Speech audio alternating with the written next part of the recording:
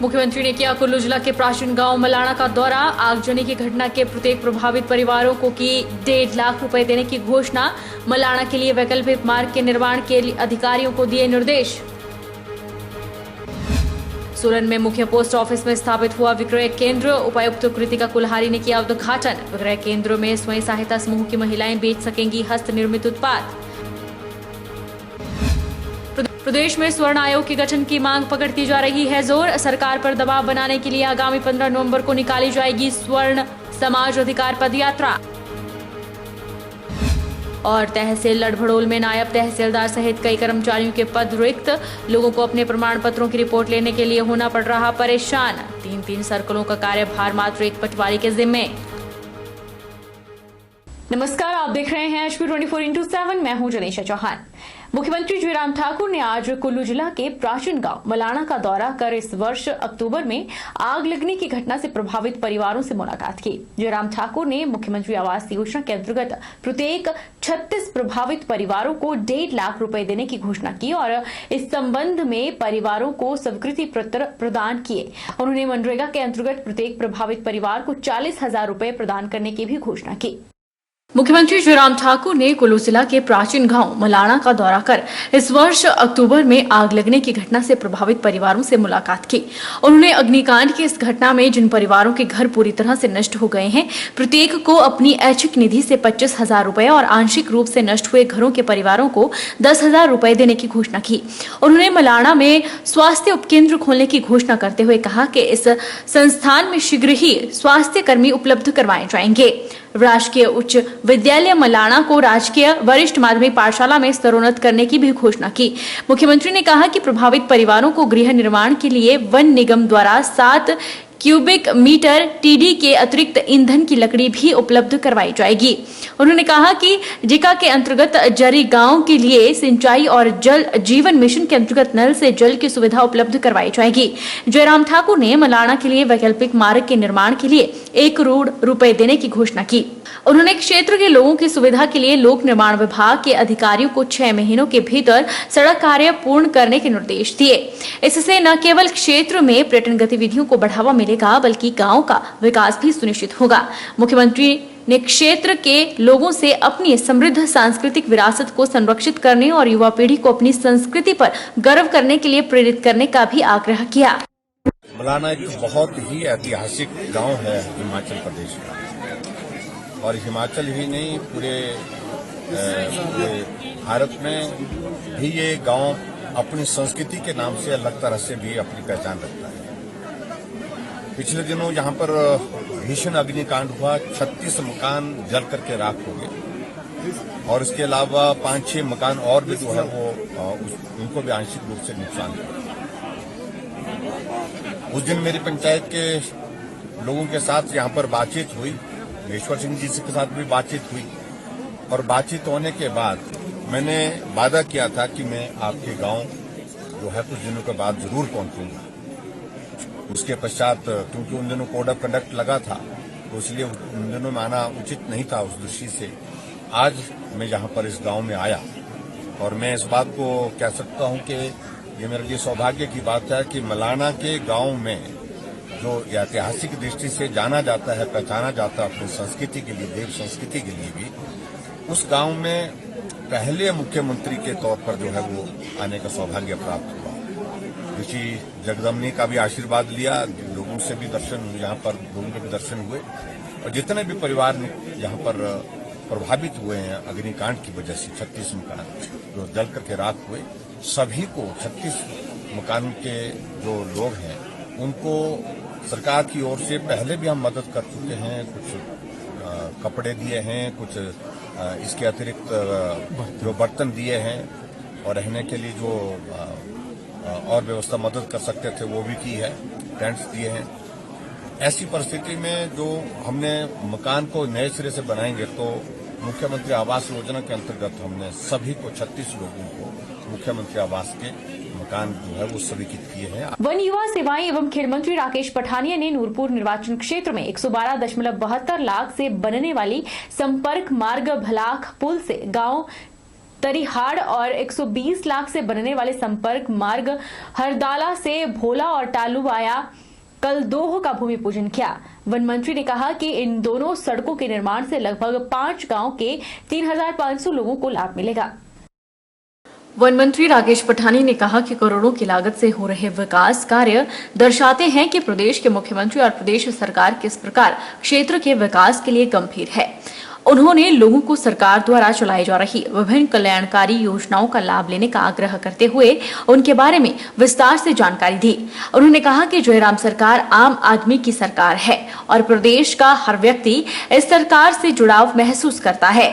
इसी जुड़ाव के चलते प्रदेश में वंचित रह चुके लोग और क्षेत्रों के लिए सरकार खुले मन से कार्य कर रही है, जिसका उदाहरण नूरपुर विधानसभा क्षेत्र में हो रहा विस्तृत विकास है।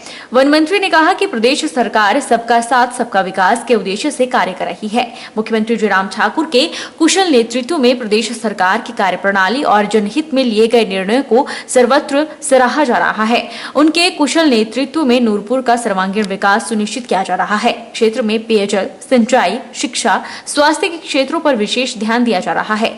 राकेश पठानी ने कहा कि नूरपुर निर्वाचन क्षेत्र में सड़कों का जाल बिछाया गया है ताकि लोगों को बेहतरीन आवागमन की सुविधा मिल सके।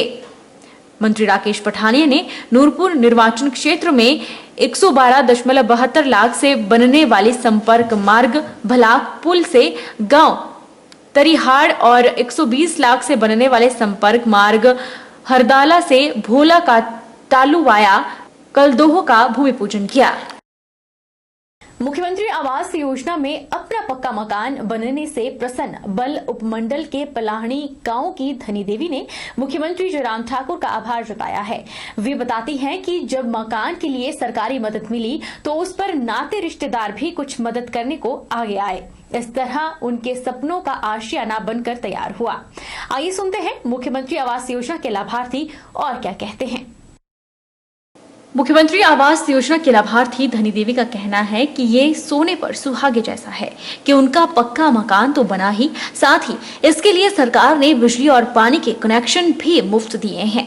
हिमाचल सरकार की मुख्यमंत्री आवास योजना से धनी देवी की ही तरह प्रदेश के हजारों गरीब जरूरतमंद लोगों के खुद के पक्के मकान के सपने साकार हुए हैं। लोगों के अपने सपनों के आशियाने की हसरत पूरी हुई है। मंडी जिला में ऐसे सैकड़ों लाभार्थी हैं जिनका खुद के पक्के मकान का सपना पूरा हुआ।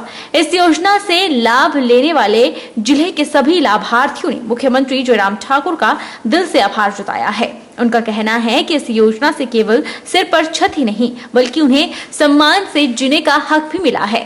साथ ही सरकार की ओर से बिजली पानी के कनेक्शन मुफ्त मिलने से वे इसके लिए दौड़ भाग और खर्चे से बचे हैं। बता दें कि मंडी जिला में बीते 3.5 साल में 905 लाभार्थियों को मुख्यमंत्री आवास योजना में पक्का मकान बनाने के लिए करीब 12 करोड़ 65 लाख रुपए की सहायता दी गई है। और हमारे पास मेरे 3 बच्चे हैं। हमारे पास पुराना मकान था वो जो बहुत कच्चा था और बरसात में बहुत दिक्कत होती थी। हमें मुख्यमंत्री आवास योजना के तहत मकान मिला है जिससे हमें बहुत राहत मिली है। हम जयराम ठाकुर जी का बहुत बहुत धन्यवाद करते हैं कि उन्होंने हमें मकान दिया और बिजली पानी की व्यवस्था भी दी और मकान के लिए 1 लाख 1.5 लाख की राशि प्राप्त की और जिससे हमें मकान बनाने में बहुत लाभ हुआ। को मुख्यमंत्री आवास योजना से पैसे मिले 1.5 लाख रुपए और मैं कच्चे मकान में रहता था और मैंने पक्का मकान बना लिया है और मैं वहाँ रहता हूँ।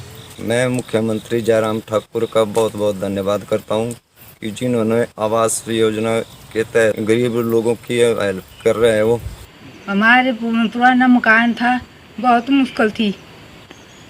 अब जी जयराम ठाकुर ने हमें मकान दिया, अब हमने तैयार कर दिया है। तो बड़ा भारी धन्यवाद तो सारा गरीब बारे खातिर तुझे इतना सोचा जी। हिमाचल प्रदेश में उपचुनाव संपन्न होने के बाद अब राजनीतिक दल आगामी विधानसभा चुनावों के मद्देनजर अपने अपने संगठनों को मजबूत करने में जुट गए हैं। वहीं 14 नवंबर को मंडी जिला मुख्यालय पर सीपीआईएम का सम्मेलन आयोजित होने जा रहा है। सीपीआईएम नेता प्रशांत मोहन ने कहा कि सम्मेलन में केंद्र सरकार और राज्य सरकार की जन विरोधी नीतियों के खिलाफ रणनीति और रूपरेखा तैयार की जाएगी। 14 नवंबर को भारतीय कम्युनिस्ट पार्टी की मंडी जिला इकाई की तरफ से यहाँ स्थानीय होटल कंफर्ट में एक बड़ा कार्यकर्ता सम्मेलन का आयोजन किया जा रहा है, जिसमें जिला के विभिन्न हिस्सों से अनेकों साथी भाग लेंगे। इसमें पार्टी तथा जन संगठनों की गतिविधियों को तेज करने के लिए रणनीति बनाई जाएगी। साथ ही जिन साथियों का सहयोग और समर्पण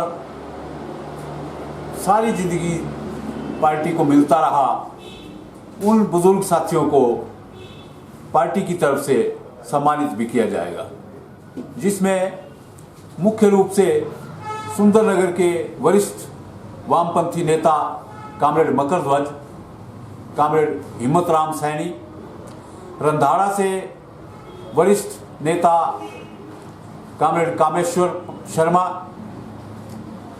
और करसोग के बहुत ही जुझारू साथी कामरेड प्रेमलाल शर्मा, इनका नाम प्रमुखता से शामिल किया गया है। इन सभी साथियों को उस सम्मेलन के दौरान सम्मानित किया जाएगा। भारतीय जनता पार्टी की अंधाधुंध जो निजीकरण की नीति है केंद्र सरकार की, उसके खिलाफ एक रणनीति तैयार की जाएगी तथा जो राज्य सरकार है भाजपा की, जयराम जी की, उनकी नाकामियों को भी उजागर किया जाएगा और उसके खिलाफ भी एक एक्शन प्लान जो है वो तैयार किया जाएगा। रुकेंगे एक छोटे से ब्रेक के लिए।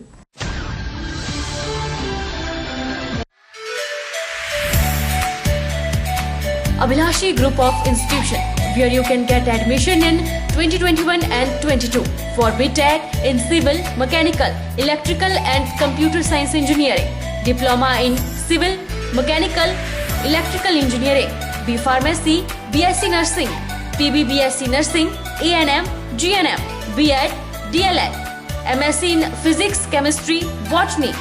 For detailed inquiry, please contact Abhilashi Group of Institution near Chowk, Tehsil Bal, District Mandi, Himachal Pradesh.